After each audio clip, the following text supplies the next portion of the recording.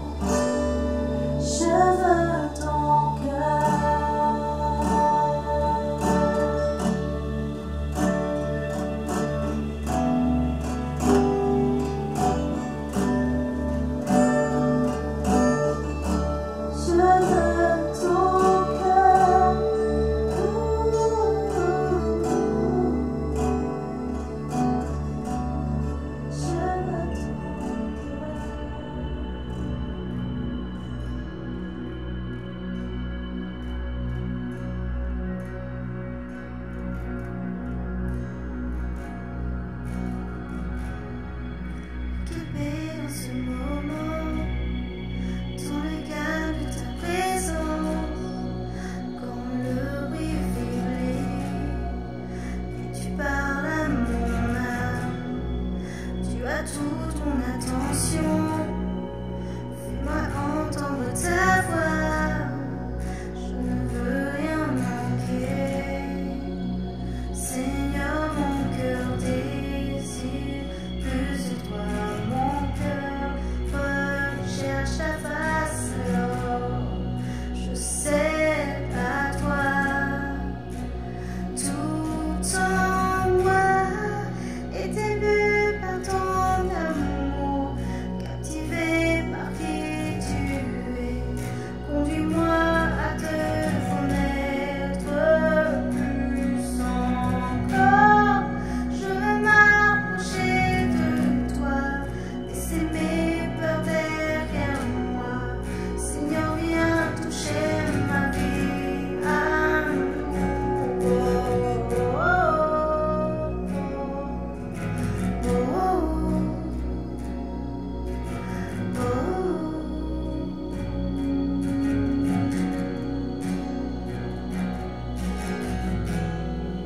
Comme le soleil à l'aurore, comme la brise dans la nuit, ta paix me restaure, tu me donnes la vie. Il n'y a aucune hésitation dans ton amour, ton affection, rien n'est comparable. Seigneur, mon cœur désire plus de toi. Mon cœur recherche ta face. Alors je sais à toi. Oh Seigneur, mon cœur désire plus de toi. Mon cœur recherche ta face. Alors je sais à toi, Seigneur. Oh Seigneur, mon cœur désire plus de toi. Mon cœur recherche ta face. Alors je sais à toi. Tout en moi est ému par ton amour, captivé par qui tu es. Conduis-moi à te connaître plus encore. Je veux m'approcher de toi, laisser mes peurs derrière moi. Seigneur, viens toucher ma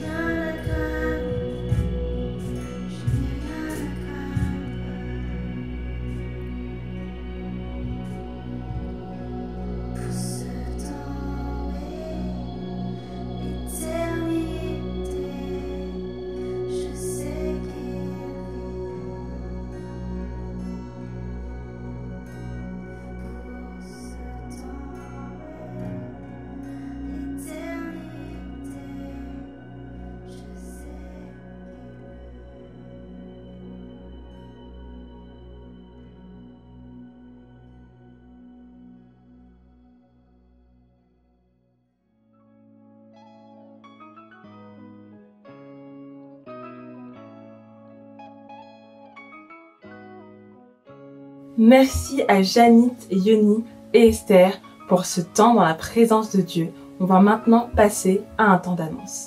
La première annonce est que lundi, nous reprenons nos impulsions morning. Qu'est-ce que sont que les impulsions morning? Ce sont des rendez-vous du lundi au vendredi à 10h sur notre page Facebook où vous retrouverez et nous vous partagerons des messages d'exhortation ou des temps de louange. Du coup, rejoignez-nous du lundi au vendredi à 10h sur nos pages Facebook. La deuxième annonce est que cette semaine est notre semaine de connexion. Vraiment des semaines où on prend des temps en ligne pour connecter les uns avec les autres autour de différentes thématiques. Nous aurons la connexion danse, connexion famille, connexion artistique, connexion fitness, connexion café autour de la Bible, connexion découverte et connexion musicale. Du coup, n'hésitez surtout pas à nous suivre sur nos différents réseaux sociaux afin de pouvoir nous rejoindre sur les différents groupes ou de nous contacter afin qu'on puisse vous mettre en lien avec ces groupes. La troisième annonce est que nous continuons l'accompagnement pastoral. Si vous avez à cœur de vous faire accompagner, si vous avez envie de parler, surtout dans ces temps de confinement qui sont des temps difficiles, n'hésitez surtout pas à nous contacter à notre numéro de secrétariat que vous retrouverez sur notre site égliseimpulsion.com ou que vous pouvez aussi retrouver sur nos différents réseaux sociaux. La dernière annonce est que si vous avez des témoignages ou des sujets de prière, rejoignez-nous à l'after qui est notre live Facebook juste après le culte avec Laurent, notre pasteur principal. On a vraiment à cœur de prier pour vous, avec vous, de vous encourager et d'être encouragé par vos témoignages. Donc rejoignez-nous tout de suite après le culte sur Facebook. Et sinon, n'hésitez pas à nous envoyer vos témoignages sur nos réseaux sociaux ou sur notre mail égliseimpulsion@gmail.com. Je vous laisse avec le message apporté par Laurent, notre pasteur, et je vous retrouve pour la fin du culte. Bon message à vous. Bonjour à tous, bonjour Impulsion et tous ceux qui nous regardent à travers les réseaux sociaux, YouTube, le Top Chrétien. Je suis super content de pouvoir vous retrouver et maintenant c'est le temps de la parole et j'espère que vous êtes prêts à recevoir. Alors qu'on a loué Dieu ensemble, on va ouvrir la Bible, les Écritures ensemble. Et n'oublie pas de participer avec moi, tu peux envoyer un like, tu peux envoyer un cœur, tu peux écrire Amen, tu peux écrire un commentaire, juste participe et reçois avec moi la parole alors que je voudrais prêcher de tout mon cœur maintenant. Et j'ai un message qui s'intitule Stop à Gethsémané. Alors tu peux écrire, tu peux le dire, Stop à Gethsémané, un lieu de pression. Et on va parler de la pression ce matin. On va prier ensemble avant d'aller plus loin. Père, merci pour ta présence. Saint-Esprit, viens saturer nos maisons, viens saturer nos cœurs, nos salons, nos chambres, nos familles de ta présence maintenant alors qu'on va ouvrir la parole. Change nos cœurs au nom de Jésus. Et tout le monde dit Amen. Ok, on va parler d'un lieu de pression. Je sais pas si tu as déjà vécu, oui tu l'as déjà vécu, la pression. Tu sais, ce moment spécial où ton cœur bat plus vite, où ton pouce accélère, peut-être que tu transpires un peu. Et tu sais, ce lieu-là, c'est un lieu spécial, c'est un lieu de combat. Et moi, je me souviens lorsque j'étais enfant et préadolescent, je pratiquais le karaté. Je faisais du karaté vraiment de manière intense, je m'entraînais énormément. Et je me souviens que avant de combattre, avant de monter sur le tatami et de combattre lorsque j'étais en compétition, ok, c'était pour moi un lieu de pression. Et alors mon cœur battait plus vite, le pouce accéléré et je commençais à ressentir de la peur et une forme de stress.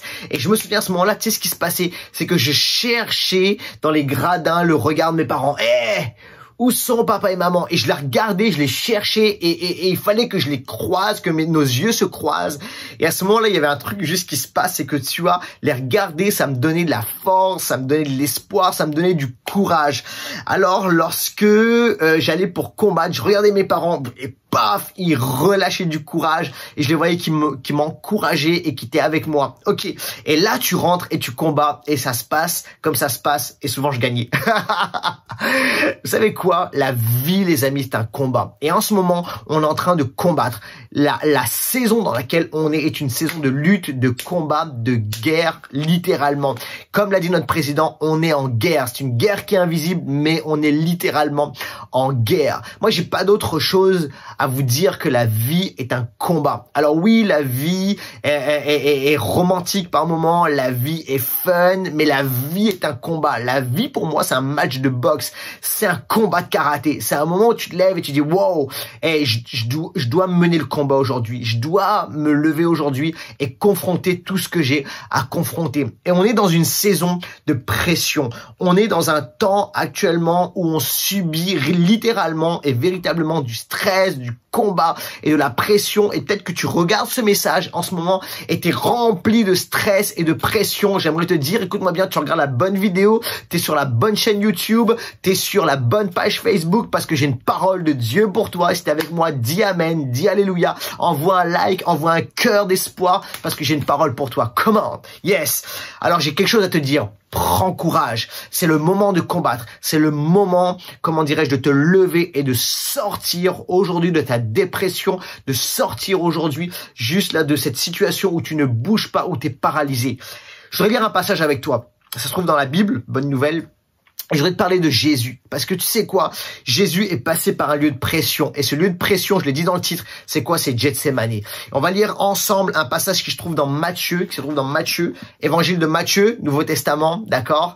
Et on va lire ensemble chapitre 26, versets 36 à 46. Matthieu 26, 36 à 46. Alors c'est le moment de prendre ta Bible, et alors tu la prends sous la forme que tu veux, tu peux la prendre en digital ou tu peux la prendre bonne vieille Bible papier old school comme moi.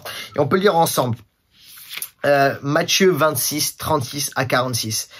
Là-dessus, Jésus alla avec eux, donc ses disciples, dans un lieu appelé Gethsémani. Il dit aux disciples, « Asseyez-vous ici pendant que je m'éloignerai pour prier. » Il prit avec lui Pierre et les deux fils de Zébédée, et il commença à éprouver de la tristesse et des angoisses. Il leur dit alors, « Mon âme est triste jusqu'à la mort. » Jésus leur dit ça, « Mon âme est triste jusqu'à la mort. » Waouh! Restez ici et veillez avec moi. Puis, ayant fait quelques pas en avant, il se jeta face contre terre et pria ainsi, « Père, s'il est possible que cette coupe s'éloigne de moi. Toutefois, non pas ce que je veux, mais ce que tu veux. » Et il vint alors vers les disciples. Il les trouva endormis. Et il dit à Pierre, « Vous n'avez donc pas pu veiller 1 heure avec moi ?» Verset 41. « Veillez et priez afin de ne pas tomber dans la tentation. L'esprit est bien disposé, mais la chair est faible. » Il s'éloigna une seconde fois et pria ainsi, « Mon Père, s'il n'est pas possible que cette coupe s'éloigne de moi sans que je la boive, que ta volonté soit faite. » Waouh! Il revint et les trouva encore endormis, car leurs yeux étaient appesantis. Il les quitta, et s'éloignant, il pria pour la 3e fois, répétant les mêmes paroles. Puis il alla vers ses disciples, et il leur dit, « Vous dormez maintenant, et vous vous reposez. Voici l'heure est proche où le Fils de l'homme est livré aux mains des pécheurs. Levez-vous, allons. Voici celui qui me livre s'approche. » Waouh! Quel moment fatidique, quel moment de tournant, quel moment spécial. Jésus est actuellement à Gethsémani et il est dans un temps de pression. Il est pressurisé littéralement. Et tu sais quoi, c'est spécial parce que Gethsémani signifie littéralement pressoir à huile. C'était un jardin. Et dans ce jardin, il y avait des oliviers et on prenait les olives et on les pressait dans cet endroit. Pourquoi? Pour en sortir l'huile. Et en fait, ce lieu-là qui est pressoir à huile est également un lieu qui vient presser l'âme de Jésus. C'est un lieu de pression, d'accord? Et c'est un lieu littéralement où l'huile sort, mais ce qui est à l'intérieur de Jésus sort également. C'est quoi? Vous savez quoi? Lorsqu'on est dans un moment de pression, en fait, ce qui est à l'intérieur vient sortir. L'huile qui est à l'intérieur de nous va sortir à l'extérieur. Et en fait, vous savez quoi? La pression va révéler notre substance, va révéler ce qu'il y a à l'intérieur de nous. À la fois le meilleur. Vous savez, on est dans un temps actuellement de pression et je le vois. Ce qui ressort en moi, il y a le meilleur et il y a le pire. Alors que je suis pressurisé là par un moment et que on est dans un moment de crise et de stress, littéralement, ce qui sort en moi, il y a le meilleur, il y a le pire. Le meilleur, c'est quoi? Il y a le lion qui est en moi qui sort. Et vous me connaissez, ceux qui me connaissent là, vous savez, il y a littéralement, il y a un lion qui vit en moi. C'est la présence de Dieu, c'est la force de Dieu, c'est le côté guerrier, combat, let's go, on y va, on lâche pas, on prend du terrain, on prend du territoire et on y va, peu importe le défi, peu importe le géant qui est devant nous. Il y a ce côté-là en moi, ok, ça c'est le meilleur. Et il y a aussi le pire qui est en moi, c'est le côté nerveux, c'est le côté j'aime que les choses se passent comme je veux que ça se passe, et c'est le côté j'aime tenir les choses bien dans mes mains et ça crée parfois de la nervosité, ça crée du stress et ça c'est le pire qui est en moi. Et vous savez quoi, la pression fait ressortir le meilleur comme le pire. Et peut-être que tu es dans cette saison actuellement et tu es dans la pression et tu sens le meilleur qui est en toi et les gens qui sont autour de toi voient le meilleur. Je savais pas qu'il était capable ou qu'elle était capable de cela, mais en même temps il y a également le pire qui ressort et ça c'est l'huile qui ressort. Mais tu sais quoi, Dieu nous amène dans des moments de pression par moments où il utilise plutôt les moments de pression pour nous permettre de changer le mal en bien et de guérir et de faire sortir ce qui est mauvais afin d'amener la restauration et la guérison et la repentance. Si tu es avec moi, envoie un like, envoie un cœur, envoie un amen. Dieu fait sortir l'huile pour amener la meilleure huile possible, pour enlever ce qui est mauvais, et juste amener la restauration pour amener le meilleur en nous. Quelqu'un dit amen à ça. Quand quelqu'un envoie un like, quelqu'un envoie un cœur alors que je suis en train de prêcher maintenant.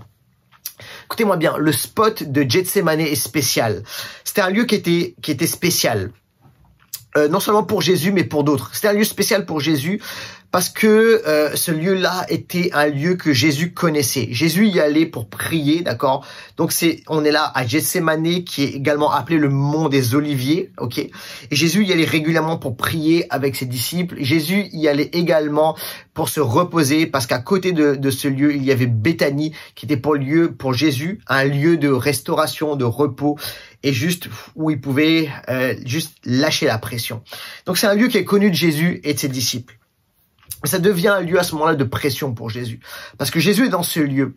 Et là, il subit littéralement la pression et le stress alors qu'il arrive, il est en train de basculer vers le moment de la passion, vers le moment de la croix. D'accord. Et c'est également un lieu de passion dans l'Ancien Testament, un lieu de pression, pardon, dans l'Ancien Testament pour David. Alors que le roi David est dans un moment qui est spécial, David va monter, il va gravir ce lieu-là, le mont des Oliviers et tout le jardin de Gethsemane.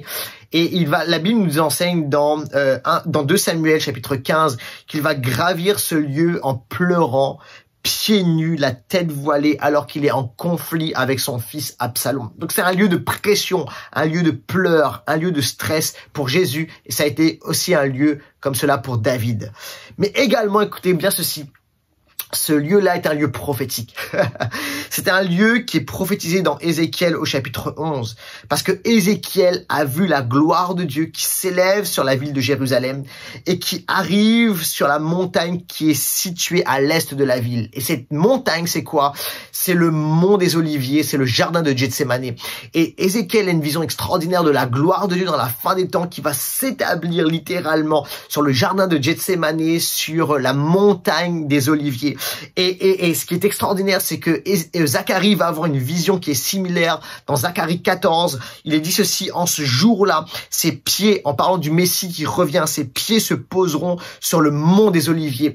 Et en fait, on croit que Jésus va revenir, et il va revenir, la Bible nous l'enseigne, sur le mont des Oliviers. Écoute-moi bien, le lieu de la pression, le lieu de pleurs, le lieu de l'angoisse, le lieu de peur, le lieu où c'est difficile, Dieu transforme et change ce lieu en un lieu de gloire, en un lieu de puissance, en un lieu de vie, en un lieu où littéralement Jésus va revenir. Peut-être que actuellement tu es dans un lieu, tu es dans une saison de crise, dans une saison de stress, dans une saison de peur, mais j'ai une bonne nouvelle pour toi.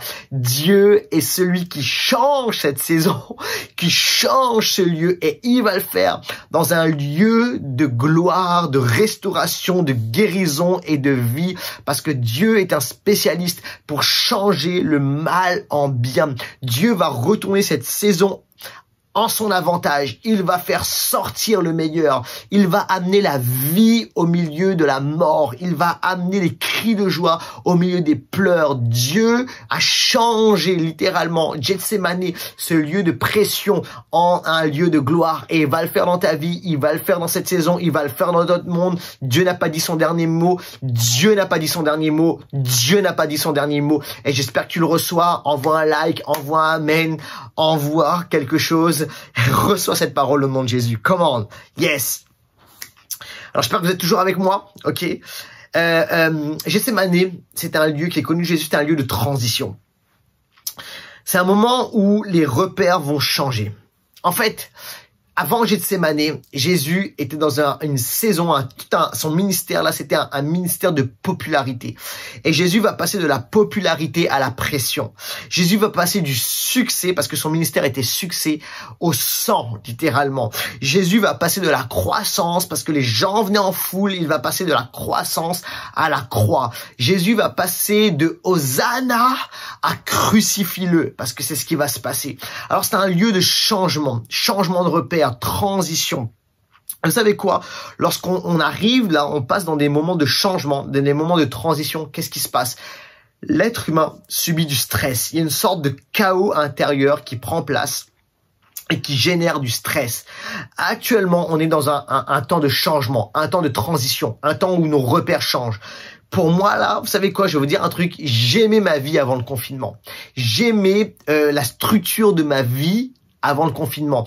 J'aimais la façon dont l'église était organisée. J'aimais la façon dont mes semaines étaient organisées. J'aimais l'équilibre travail, famille. J'aimais l'équilibre. Tout ce qui se passait là avant le confinement, tout était cadré. Ok. Le confinement arrive. Et ma vie et comment dirais-je, mon agenda, mes structures, tout ça c'est upside down, d'accord? Et qu'est-ce qui se passe? Changement de repère. Et vous savez ce que ça a causé chez moi? Stress. Je vous le dis, ça a causé en moi du stress parce que j'avais plus mes repères, je savais plus comment avancer. Tu vois ce que je veux dire? C'est comme si là, tu sais, on fait tourner. Tu comprends? On fait ça avec ma fille. Ma petite fille de presque 3 ans aime faire ça. On tourne dans tous les sens. Et puis après, tu sais, j'ai du mal à marcher. J'ai plus mes repères. C'est le tourbillon. Et en ce moment, c'est quoi? C'est le tourbillon, littéralement. Et ça, c'est un changement de repère. Et ça génère quoi? Ça génère du stress. Et l'être humain a du mal à gérer le stress.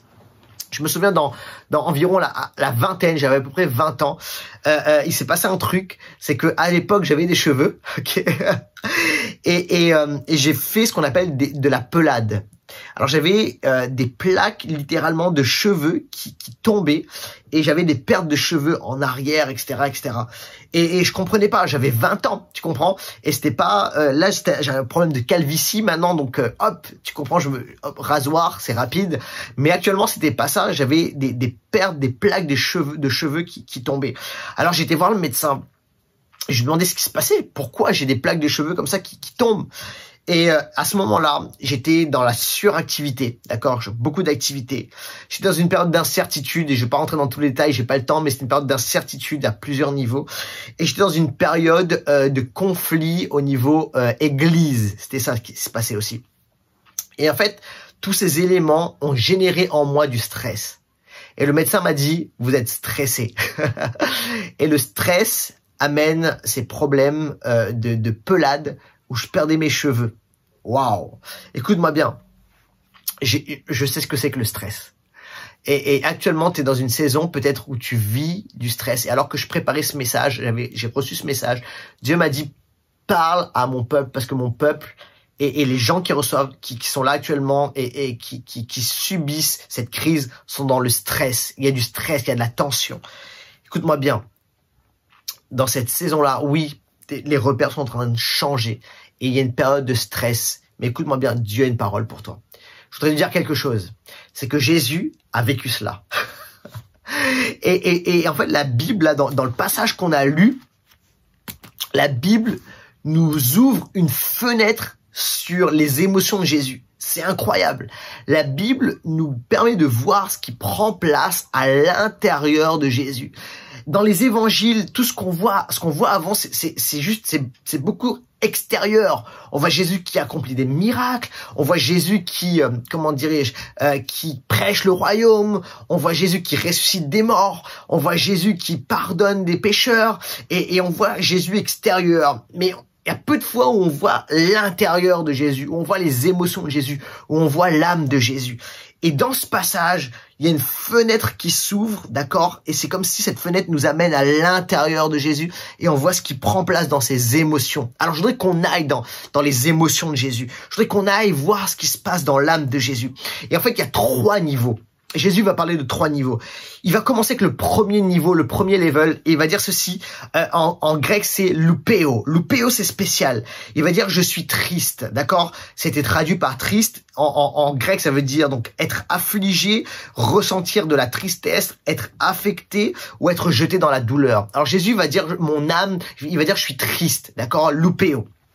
C'est le premier niveau. Mais Jésus va aller plus loin. Il va aller dans un deuxième niveau, plus profond, plus grave émotionnellement. Et le mot, c'est quoi? Adéméo. Jésus va dire ceci, adémonéo. Et il va dire ceci, adémonéo, c'est quoi? C'est un autre niveau, plus profond. Il va dire, j'ai de la tristesse, mais j'ai de l'angoisse. Ok.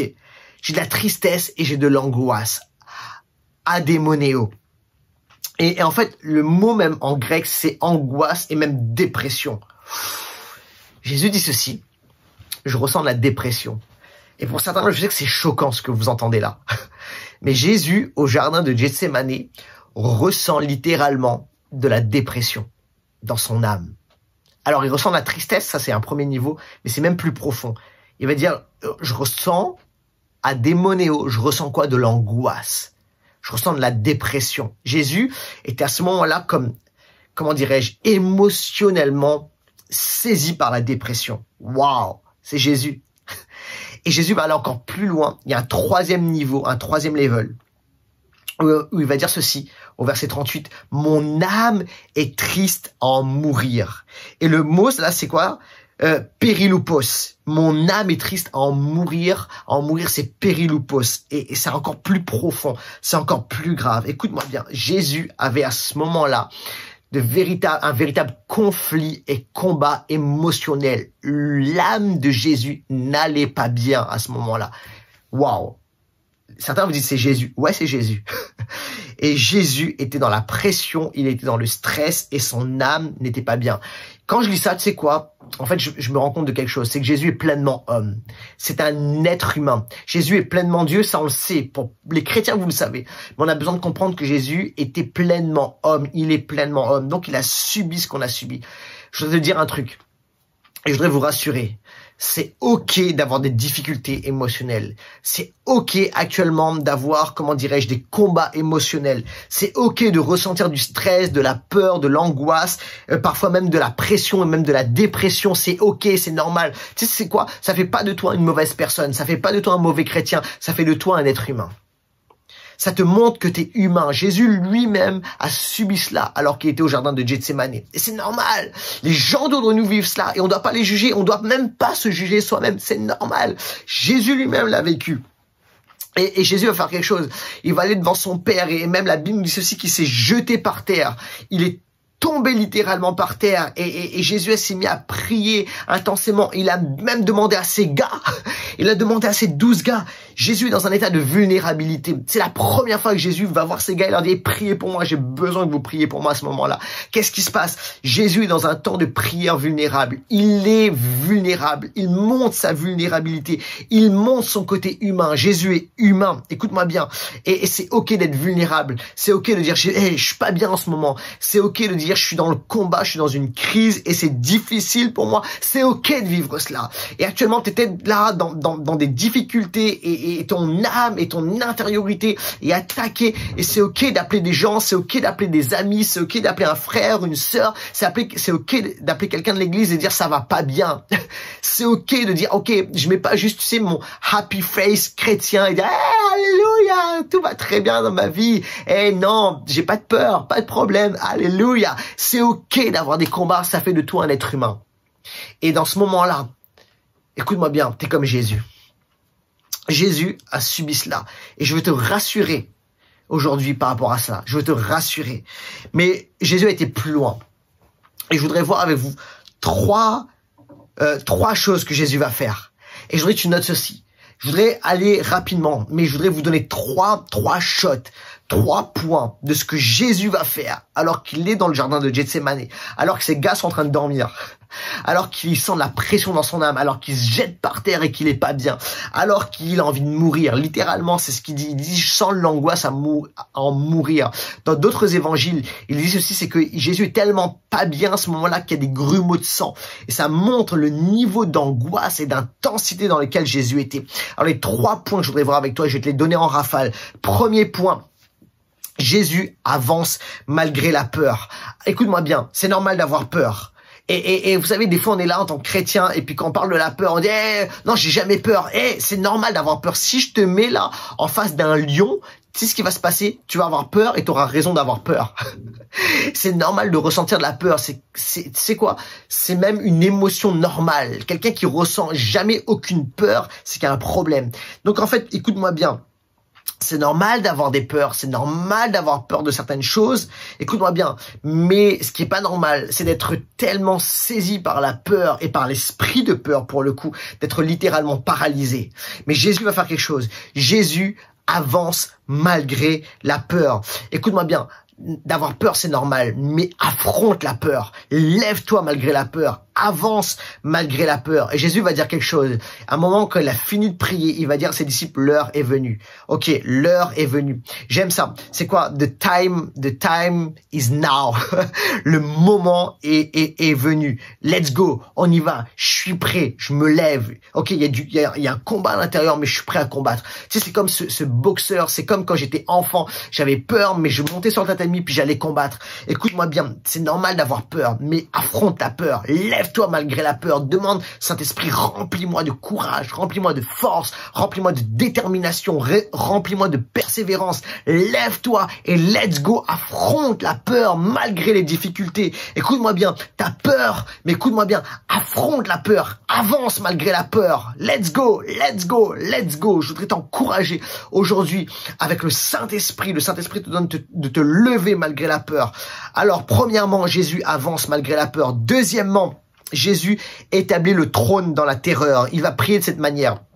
Père, que ta volonté soit faite. Éloigne de moi cette coupe, mais que ta volonté soit faite. Et Jésus va faire quelque chose. Il va le dire 3 fois. Il va répéter à 3 reprises que ta volonté soit faite. À 3 reprises, Jésus va prier de cette manière. Qu'est-ce qu'il fait à ce moment-là, Jésus? Pourquoi est-ce qu'il répète? Jésus va forcer les choses et il va établir le trône de Dieu malgré la terreur. Quand Jésus prie que ta volonté soit faite, en fait, il fait écho à la prière du Notre Père, que moi j'appelle la prière du royaume. Il dit ceci, il est en train de dire que ton règne vienne même dans cette situation, que ton règne vienne même à Gethsémane, que ton règne vienne même dans ce moment qui va être extrêmement douloureux. Écoute-moi bien, Dieu a une volonté, Dieu reste Dieu, Dieu est sur son trône malgré la situation, Dieu est roi. Ok, est-ce que tu es là? Le Père est roi. Jésus est actuellement troublé, mais il sait quelque chose, c'est que son Père est roi. Son Père est sur le trône. Son Père ne bouge pas. Il est stable, il est ferme, il est solide. C'est une fondation qui ne bouge pas. Est-ce que vous êtes là? Est-ce que vous le recevez, Église? Envoie un like, envoie un cœur, envoie un Amen, envoie un Alléluia, mais j'espère que tu le reçois. Écoute-moi bien, dans cette saison de crise où tout bouge, où nos repères sont chamboulés, bouleversés, Dieu reste Dieu, Dieu est sur le trône. Et je crois quelque chose, c'est qu'on a besoin d'avoir une révélation du Père qui est roi, du Père qui est roi et qui est assis sur le trône. Vous savez, moi, il y a quelques temps de ça, on a eu cette révélation de l'amour du Père et c'est très important. Mais écoute-moi bien, on a également besoin de quelque chose, c'est de la révélation du Père qui est roi, qui est assis sur le trône, qui est souverain. Peu importe les situations et les circonstances, le Père est sur le trône, le Père ne bouge pas, le Père est stable. C'est comme ce Père qui est aimant puis qui prend ses enfants parce que il y a un conflit autour et les enfants ont besoin d'être rassurés. Alors qu'est-ce qui se passe? Ils vont dans les bras du Père et ils se sentent rassurés. Lorsque ma petite Filou ou mon fils Augustin a peur de quelque chose, ils viennent dans mes bras, d'accord, ou dans les bras de Claire. Et qu'est-ce qui se passe? Ils se sentent rassurés parce qu'ils sentent la stabilité et on les rassure et on les aime Écoute-moi bien, le Père est sur le trône. Écoute-moi bien, peu importe la situation, le Père est sur le trône. Tout est chamboulé autour de toi, le Père est sur le trône, le Roi est sur le trône. Et Jésus dit ceci, que ta volonté soit faite. Tu as une volonté dans cette situation, que quelqu'un dise amen à cela. Tu as une volonté à Gethsémani. Alors écoute-moi bien, Jésus avance malgré la peur. Jésus établit le trône dans la terreur. Et troisièmement, Jésus va gonfler son esprit. Eh, j'aime ce point. Jésus va gonfler son esprit. Il dit ceci, l'esprit est bien disposé, mais la chair est faible. L'esprit est bien disposé, mais la chair est faible. Je voudrais que tu le saisisses. Écoute-moi, je suis actuellement là, seul, en train de prêcher devant ma caméra. Mais écoute-moi bien. Tu sais quoi, je prêche comme si j'ai 200, 300 ou même 500 personnes devant moi. Tu sais pourquoi? Parce que je sens l'Esprit de Dieu. Je sens la présence de Dieu, je sens l'onction et je sens que quelqu'un a besoin d'entendre ce point-là. Jésus va gonfler son esprit et il va dire, l'esprit est bien disposé, mais la chair est faible. Souvent, on croit que Jésus dit ceci juste pour ses disciples. Je crois qu'il le dit pour ses disciples, mais je crois que Jésus se le dit pour soi-même. Qu'est-ce qui se passe? La chair est faible. Ce qu'on voit auparavant, c'est que Jésus, là, littéralement, son corps tombe par terre. C'est ce que la Bible nous dit. Sa chair tombe par terre parce que son âme n'est pas bien, son âme est juste accablée, abattue, et ça touche même son corps, et Jésus tombe par terre, son corps est à ce moment-là en faiblesse. Mais Jésus dit ceci, l'esprit est bien disposé. Et Jésus nous montre ici qu'on est esprit, âme et corps. Et il va parler de l'être humain de manière holistique. Écoute-moi bien. Ton corps est peut-être fatigué actuellement ou même malade. C'est possible. Peut-être que ton corps est abattu. Peut-être que à cause de tout ce qui se passe là, physiquement, t'es pas bien et t'es affaibli ou t'es même malade. C'est possible que ton âme soit angoissée actuellement à cause des incertitudes, à cause de tout ce que t'entends, à cause des mauvaises nouvelles. Peut-être que ton âme est angoissée. Et je l'ai dit, c'est ok, c'est normal. Mais il y a quelque chose. N'oublie pas ton esprit. Qu'est-ce qui se passe avec ton esprit? Jésus dit ceci, l'esprit bien disposé. Alors, qu'est-ce qu'il faut faire? Il faut gonfler son esprit. Trop souvent, on vit sous le poids et la puissance de l'âme, juste par nos émotions, ce qu'on ressent, nos sentiments, et on est accablé par ce qui se passe juste dans notre âme. Mais écoute-moi bien, Jésus nous invite à gonfler notre âme, à remplir notre âme, à muscler littéralement notre âme. Comment le faire? Par la prière et par la louange. Alors que va faire Jésus? Jésus va aller dans la prière, il va chercher la face du Père et il va déclarer que ta volonté soit faite. Il va répéter ça. Qu'est-ce qu'il fait? Il est en train de gonfler littéralement son esprit. Il gonfle son esprit, il gonfle son esprit en déclarant les choses, et en priant, en cherchant Dieu, en libérant la louange. Jésus gonfle son esprit. Écoute-moi, je voudrais finir avec ceci maintenant. Il y a quelque temps de cela, j'étais pas bien au niveau de mon âme. Et je dis, Seigneur, qu'est-ce que je dois faire? Alors, j'ai commencé à mettre en place des choses. Je prenais la Sainte Seine tous les jours, et la louange. Plus de prière, plus de louange. Et je mettais constamment un fond de louange à la maison parce que j'avais besoin là d'accueillir la présence de Dieu. Et récemment, j'étais dans une session de leadership avec Pasteur Paul Goulet, qui est mentor, un de mes mentors, mentor et pasteur à Las Vegas, ICLV. L'église ICLV. Et je lui ai dit, comment tu fais dans cette situation? Parce que pour ceux qui connaissent Paul Goulet, c'est un homme extrêmement encourageant, rempli d'amour, qui libère la joie constamment. Il a un sourire qui est, waouh, contagieux. Alors je lui ai dit, comment tu fais pour être constamment comme ça? Et lui, actuellement, c'est pareil, il vit des défis, des challenges aussi à Las Vegas. Et comment tu fais pour gérer tes émotions? Comment tu fais dans cette saison de crise pour être constamment dans la joie? Et voici ce qu'il m'a dit. Il m'a dit 3 choses. Il m'a dit, on est esprit, âme et corps. Alors, je prends soin des 3. Il a commencé par le corps. Il m'a dit, je m'exerce tous les jours. Je fais du sport et de l'exercice tous les jours. Ok, le corps. Deuxièmement, ce qu'il m'a dit, c'est que tous les jours, je me divertis. Je trouve des occasions de rire et d'avoir du fun, de profiter de la vie. Il faut rire dans la vie et pas seulement faire des choses sérieuses. Ok, ça c'est pourquoi? C'est pour l'âme, pour renouveler son âme par la joie. Ok, et il m'a dit 3 choses. Troisième chose, il m'a dit, et là, je prends soin de mon esprit. Il m'a dit, il nous a dit, je prie 3 fois plus qu'avant. Et tous les matins, je vais à la montagne de prière et pendant plusieurs heures, je prie Dieu, je cherche Dieu, je demande la sagesse de Dieu Pourquoi? Parce que je gonfle mon... En fait, ce qu'il dit là, je le traduis comme ça. Il gonfle son esprit. Écoute-moi bien, Église Impulsion, et vous qui regardez à travers les réseaux sociaux, à travers YouTube ou le Top Chrétien, dans cette saison, écoute-moi, prends soin de ton corps, oui, t'as raison, prends soin de ton corps, il faut le faire. Prends soin de ton âme, ris, trouve du fun dans chaque jour. Mais ce que tu as besoin, c'est de gonfler ton esprit. Comme Jésus, répète les choses, déclare que le Père est sur le trône, que la volonté du Père sera faite en tout et contre tout. Et écoute-moi bien, libère la louange. Augmente la prière, accueille la présence de Dieu. Et ce que tu fais en faisant ça, c'est que tu gonfles littéralement ton esprit et tu vas changer l'atmosphère de ton intériorité comme Jésus l'a fait. Et tu vas dire, l'heure est venue, let's go, je me lève. Et tu vas changer, écoute-moi bien, tu vas changer ton environnement, tu vas changer ce qui prend place à l'intérieur de toi et tu vas libérer la paix et la joie. Peut-être qu'actuellement tu traverses Gethsémané, on est en train de traverser Gethsémané, on traverse un lieu de pression, un lieu de stress, mais par la grâce de Dieu, on va tenir ferme et on va marcher dans la grâce et la force du Seigneur. Que quelqu'un le reçoive, dise amen à cela. Envoie un cœur, envoie un like, envoie un amen, un alléluia. Que Dieu te bénisse. Ok, mais je voudrais prier pour toi maintenant. Alors qu'on finit, tu peux, là où tu es, dans ton salon, dans ta chambre, tu peux fermer les yeux et accueillir la présence de Dieu. Et sérieusement, je voudrais prier pour toi maintenant. De tout mon cœur, Père, je prie maintenant pour que le Saint-Esprit aille visiter tous ceux qui reçoivent et entendent cette parole. Que la parole de Dieu les touche, que la parole soit vivifiée en eux. Je prie pour que le Saint-Esprit puisse amener ce réconfort, amener cette paix et amener cette joie.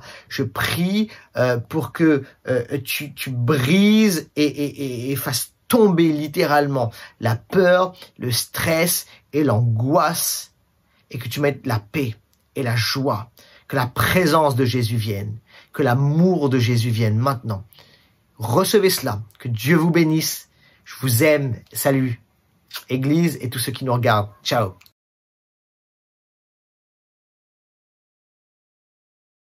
Hey les amis, je souhaite vous témoigner ce que j'ai vécu le week-end dernier. Pour vous expliquer un petit peu le contexte, depuis le début du confinement, je suis très peu sorti de chez moi, je suis dans mon appartement à Ivry-sur-Seine et je sors vraiment que quand c'est nécessaire par principe de sécurité. Et jusqu'à présent, je vivais assez bien le confinement. Voilà, j'ai des activités, les études, le télétravail. Jusqu'à présent, ça va bien, je trouvais même que le confinement passait assez vite.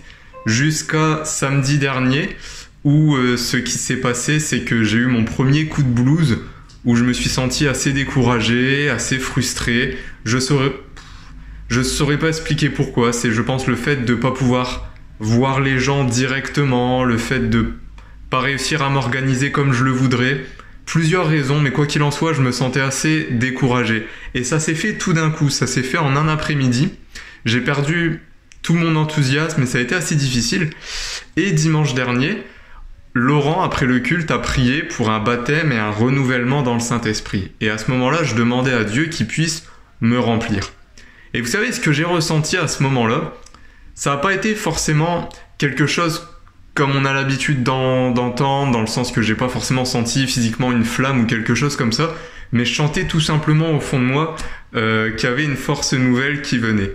C'est un petit peu bizarre, mais vous savez, c'est un peu comme si, au fond de mon cœur, dans mon âme, je sentais un muscle qui se contractait. Je sentais ça. C'est un petit peu bizarre, hein, mais je me sentais vraiment rempli de quelque chose de nouveau et j'ai pu démarrer la semaine avec une énergie nouvelle. Donc voilà, je peux le dire, Dieu m'a fortifié à ce moment-là. Soyez bénis.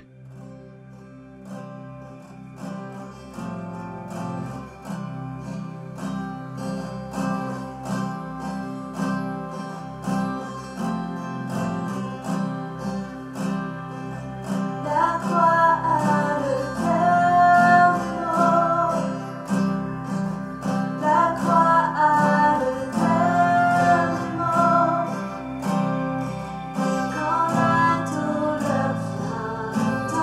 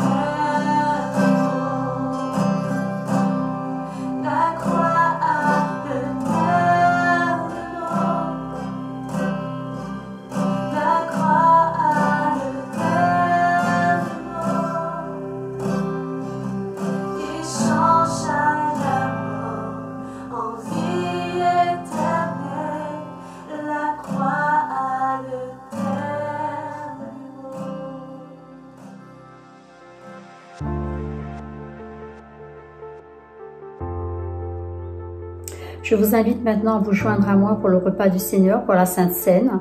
Et avant de prendre le pain et le vin, nous allons faire ensemble cette déclaration de foi.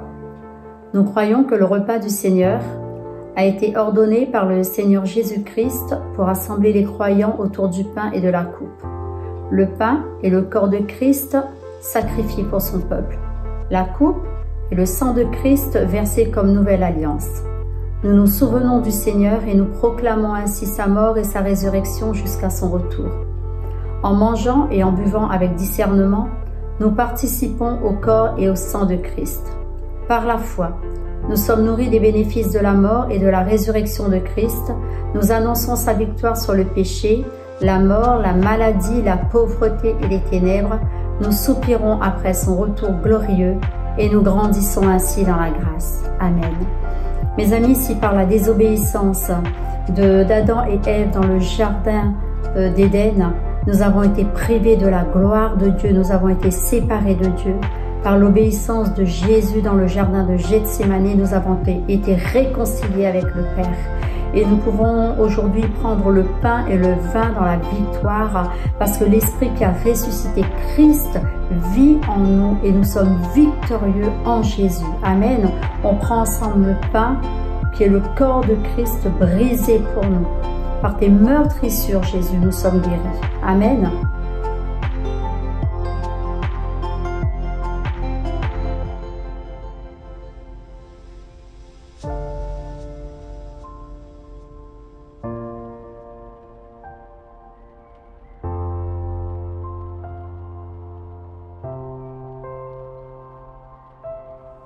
Prenons ensemble le vin, qui est le sang de Christ versé comme nouvelle alliance.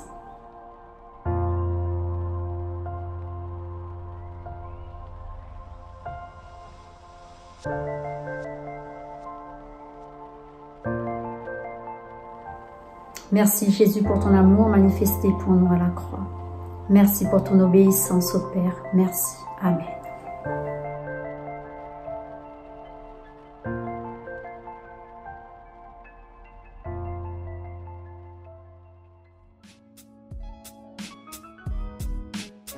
Merci à vous d'avoir été avec nous à Église Impulsion Home et merci à toutes les personnes qui travaillent à l'élaboration de ces vidéos et à leur mise en ligne. Un dernier remerciement, c'est encore pour vous, pour votre générosité, votre fidélité dans vos dons, dîmes et offrandes. Et comme vous le savez, celui qui sème récolte et quand vous donnez, vous faites vraiment avancer le royaume de Dieu.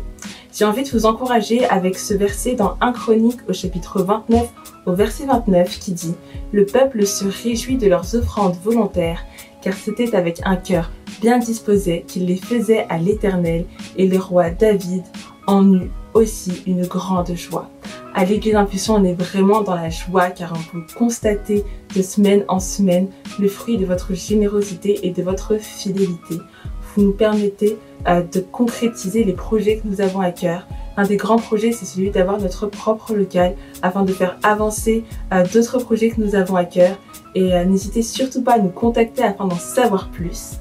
Et si vous voulez continuer à donner, vous pouvez le faire en allant sur notre site internet égliseimpulsion.com dans la rubrique dons où vous verrez les procédures afin de donner par PayPal ou par chèque ou en nous contactant à égliseimpulsion@gmail.com pour pouvoir donner par virement. Je vous dis à tout de suite sur notre live Facebook pour un after avec Laurent, notre pasteur principal. Et sinon, très bonne semaine à vous, soyez bénis et à dimanche prochain pour un prochain culte d'Église Impulsion Home.